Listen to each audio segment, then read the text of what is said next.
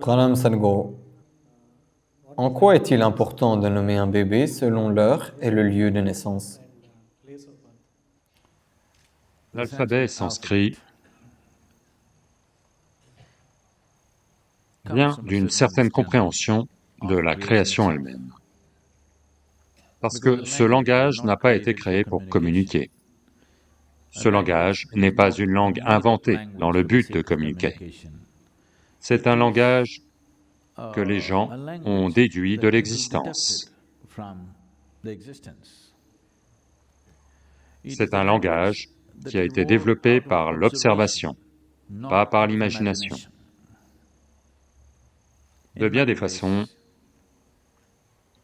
les sons qu'on prononce et les formes qu'on désigne en utilisant ces sons sont connectés. C'est ce que mantra signifie. Un mantra est un son pur.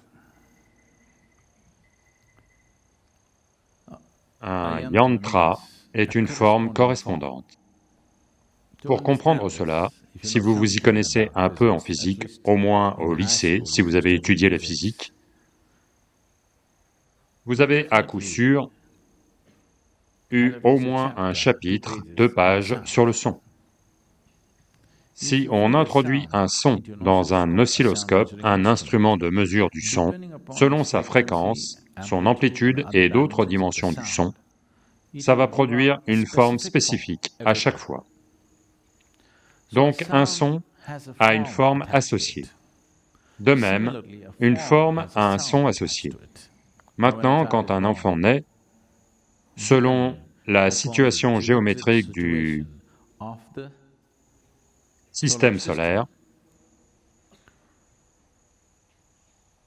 il y a aussi une façon de considérer l'ensemble de l'univers, mais cela est trop complexe. Au moins en considérant la situation géométrique dans le système solaire, les gens décident que ce son serait le meilleur pour quelqu'un qui est né à cette heure-là, ce jour-là.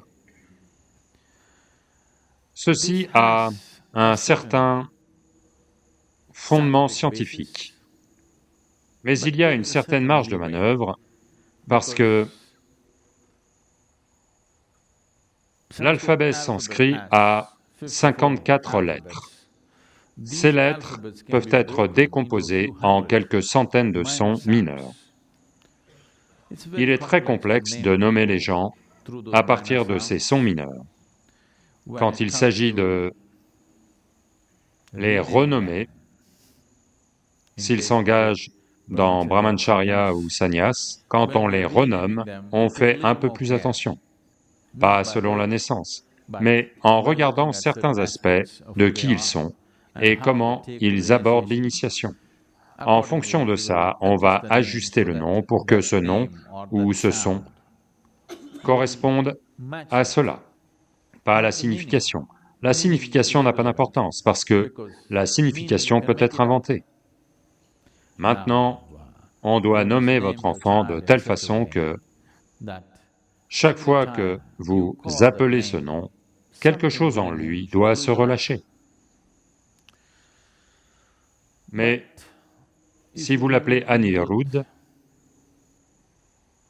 s'il part à l'étranger ou même dans le pays maintenant, si vous allez à Bangalore, ils vont vous appeler Andy.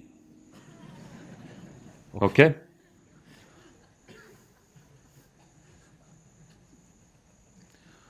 Si vous l'appelez Janak, ils vont l'appeler Jack. Donc, on ne sait pas comment ils vont le renommer. Ça va arriver. C'est important jusqu'à un certain point. Si vous êtes en quête de libération, le nom que vous prononcez, le son que vous prononcez devient important. Comme dans les sociétés indiennes, on faisait bien plus attention au nom du garçon qu'à celui de la fille, pas parce que ce n'est pas du sexisme, c'est parce que tu dois vivre avec ce gars. La fille est le problème de quelqu'un d'autre.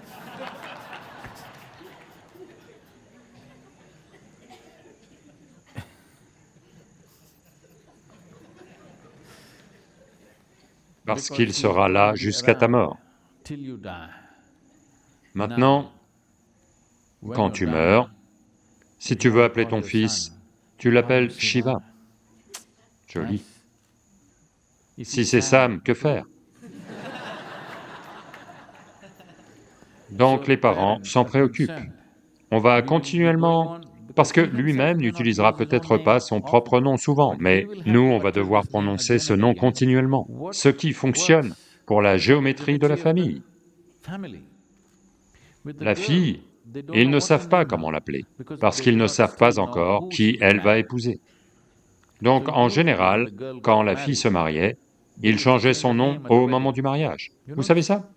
Il y a environ 25 ans encore, pour la plupart des femmes, ils changeaient le nom lors du mariage, en fonction du nom du mari, en fonction des caractéristiques de sa... n'importe, géométrie céleste. Elle changeait de nom pour s'y adapter. Maintenant, c'est considéré dégradant. Pourquoi devrais-je changer de nom? Pas nécessaire. Cela est arrivé parce que tout est devenu une exploitation. À cause de cela, de la résistance apparaît, pour tout. Si c'était fait comme il faut, tout le monde accepterait. Quand ce n'est pas fait de façon juste et appropriée, alors ça devient un problème. Donc toujours, nommer l'enfant mâle était un processus important parce que tu dois vivre avec ce gars. Il ne va pas... Ces jours-ci, ils s'en vont, ça va, mais en ces temps-là, ils étaient avec toi jusqu'à ce que tu meurs. Donc il était important que le nom que tu prononces corresponde à l'équation géométrique au sein de la famille.